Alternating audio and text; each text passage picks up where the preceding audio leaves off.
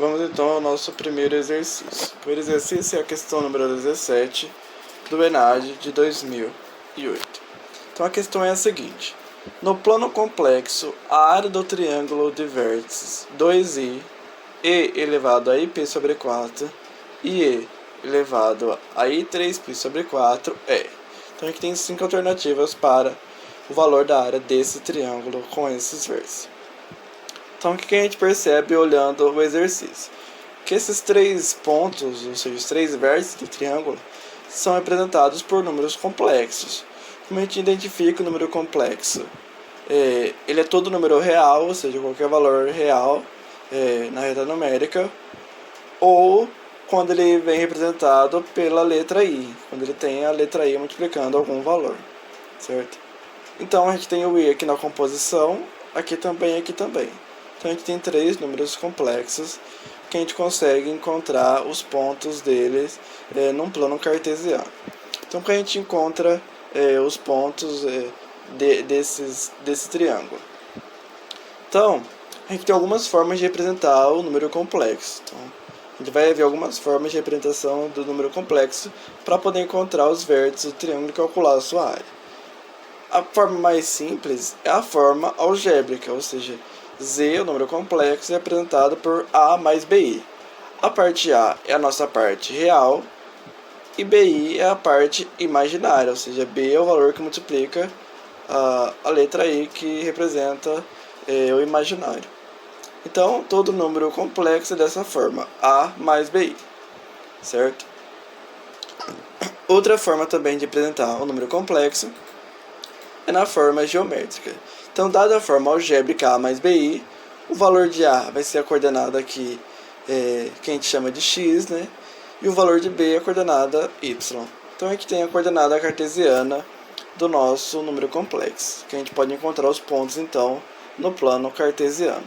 Traçar a figura e encontrar a sua área. Também a gente tem a identidade de Euler, que vai ser importante na resolução do nosso exercício.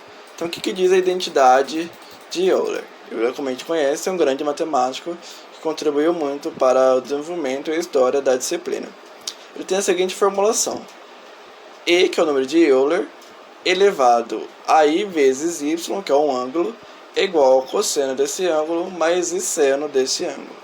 Então, a gente sabe que o cosseno de um ângulo vai ser um valor real e o seno de um ângulo também vai ser um valor real. Então, ou seja, eu vou ter um valor real mais I vezes um valor real, ou seja, aqui eu vou ter a nossa parte real representada pelo cosseno do ângulo e seno do ângulo a nossa parte imaginária. Então a gente tem um número complexo na forma algébrica, certo? Então qual que é o desafio dessa questão? Através da identidade de Euler, das formas de representação do número complexo, encontrar os 3 pontos através da coordenada cartesiana, ou seja, da forma geométrica. Então, vamos lá. Logo, trabalhando com os números complexos dados, podemos encontrar os pontos correspondentes. Então, vamos trabalhar com o primeiro vértice que ele deu, que é 2i.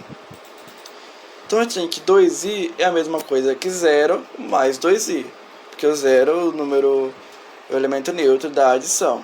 Então, 0 mais 2i é a mesma coisa que 2i. Só que 0 mais 2i é a nossa forma algébrica de representação do número complexo. Passando para a forma geométrica, a gente pega o valor de A e o valor de B e constrói nossa coordenada cartesiana. Então, o nosso A é a parte real, que é 0. Então, aqui a primeira ordenada é 0. E o B, que multiplica o imaginário, é o nosso Y. Então, o nosso B que multiplica I é 2. Então, a coordenada do ponto que representa o número complexo 2i é 0 e 2. Certo? A gente vai trabalhando com essas 3 informações para poder encontrar o nosso triângulo. O nosso segundo vértice é elevado a ip sobre 4. Então a gente tem, pela identidade de Euler, que elevado a y é igual ao cosseno de y mais seno de y, sendo y um ângulo. Então a gente tem que elevado a pi sobre 4, ou seja, π sobre 4 é o nosso y, que é o nosso ângulo, é igual ao cosseno desse ângulo mais seno desse ângulo. E π sobre 4 melhor, π sobre 4 é 45 graus, porque π é 180, dividido por 4, 45. Então a gente vai ter cosseno de 45, se a gente puder colocar aqui também, a gente quiser, cosseno de 45 graus, vamos colocar aqui da forma mais correta, né, para ficar mais adequado, 45 graus mais e seno de 45 graus. Então a gente sabe que o cosseno de 45 é raiz de 2 sobre 2, então vamos trabalhar um pouco aqui com algumas informações. Vamos tratar aqui o nosso círculo trigonométrico. Vamos traçar também, dividir o nosso círculo trigonométrico nos quadrantes. Então a gente tem aqui, se a gente dividir o círculo em ângulo de 45, né, a gente vai ter a seguinte forma.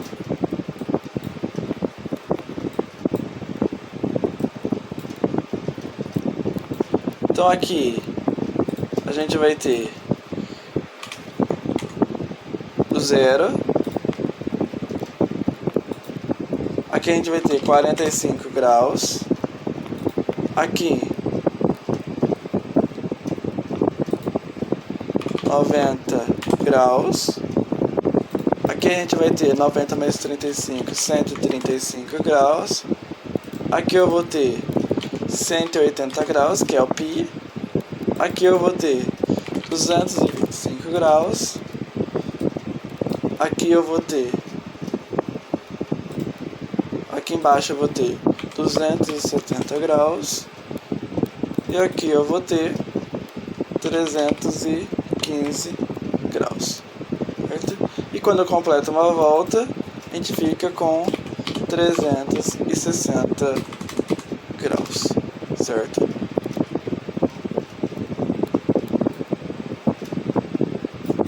Então a gente sabe que a gente tem aqui o 45. A gente sabe que os ângulos de 30, 45 e 60 são os ângulos notáveis, ou seja, aqueles ângulos que a gente geralmente sabe ou lembra o valor do seno, cosseno e tangente, através daquela famosa musiquinha que a gente aprende na escola, 1, 2, 3, tudo sobre 2. Então é uma forma de a gente lembrar o valor desses ângulos. Então o cosseno de 45 é raiz de 2 sobre 2. Então a gente tem aqui o valor do nosso cosseno e aqui o valor do nosso seno. Então aqui tem o cosseno de 45 é raiz de 2 sobre 2, certo? Então raiz de 2 sobre 2. Só que a gente tem também os ângulos correspondentes ao 45 em todos os quadrantes do nosso círculo trigonométrico. Vamos imaginar que isso aqui seja um quadrado perfeito, né? Então, aqui tem o 45, então o cosseno de 45 é raiz de 2 sobre 2. O seno de 45 também é raiz de 2 sobre 2. Então aqui a gente tem a forma geométrica do nosso número complexo. Transformando a forma algébrica, transformando para a forma geométrica, a gente consegue encontrar o nosso segundo ponto.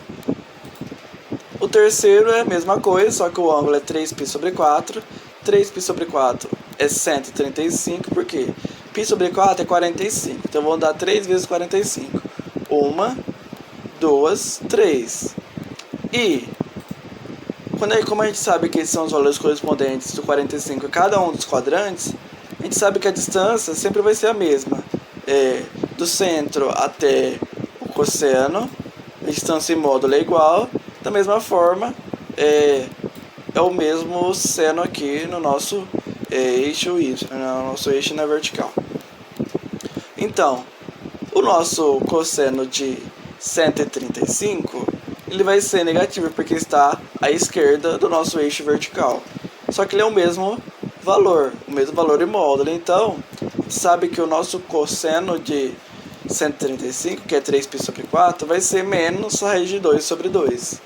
É a mesma distância de a raiz de 2 sobre 2, você que está do lado dos negativos. E o seno dele é o mesmo seno de 45 aqui. Ambos estão acima do eixo da horizontal, então também é positivo. Então aqui tem os nossos três pontos correspondentes aos vértices do triângulo.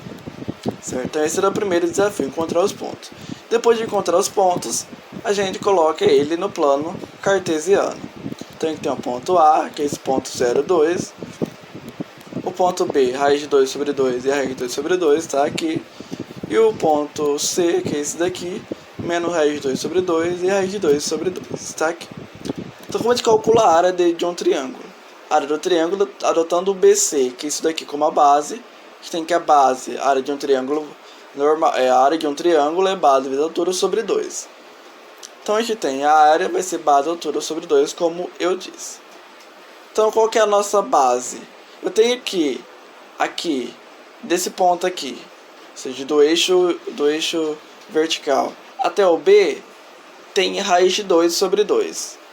E aqui, do ponto aqui do eixo vertical até o ponto C, na horizontal, tem raiz de 2 sobre 2 também em módulo, que a distância sempre em módulo. Se eu tenho raiz de 2 sobre 2 mais raiz de 2 sobre 2, eu vou ter raiz de 2, que é a nossa distância entre B e C. Ou seja, eu tenho a metade de raiz de 2 e tenho a outra metade do raiz de 2. Então, eu vou ter uma raiz de 2 completa. Então, a nossa base é a raiz de 2. Agora, a nossa altura. É a distância entre pontos aqui, né? A gente tem a distância desse ponto até a base do nosso triângulo. Então, qual a distância desse ponto até a base? É 2, que é a distância disso tudo aqui, desse ponto até aqui, menos essa distância que sobrou para fora, que está abaixo da nossa base. Qual que é esse valor aqui? É raiz de 2 sobre 2. Por quê? A coordenada y do nosso ponto é a altura que esse ponto se encontra em relação ao eixo horizontal. Então eu tenho 2, que é tudo isso daqui. Então se eu copiar aqui, Ctrl C, vim aqui só para a gente poder observar.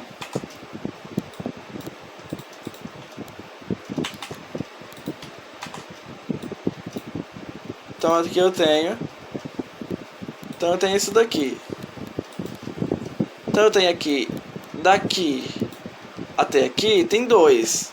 Só que eu vou tirar essa distância aqui, ó. Então eu tenho essa maior e vou tirar essa menor para descobrir daqui até aqui. O maior é 2, que é de 0 a 2. E daqui até aqui é o y do B ou do C, que é raiz de 2 sobre 2. Então trabalhando aqui, eu vou ter multiplicando aqui 2 raiz de 2 menos raiz de 2 vezes a raiz de 2 é a raiz de 4, que é 2. Dividido por 2, 1. Então eu vou ter menos 1. Tudo isso sobre 2, que segue a fórmula da área do triângulo. Por fim, se eu simplificar, se a gente puder colocar em frações de mesmo denominador, eu vou ter 2 raiz de 2 sobre 2 menos 1 sobre 2. 2 pode com 2, que fica a raiz de 2 menos meio.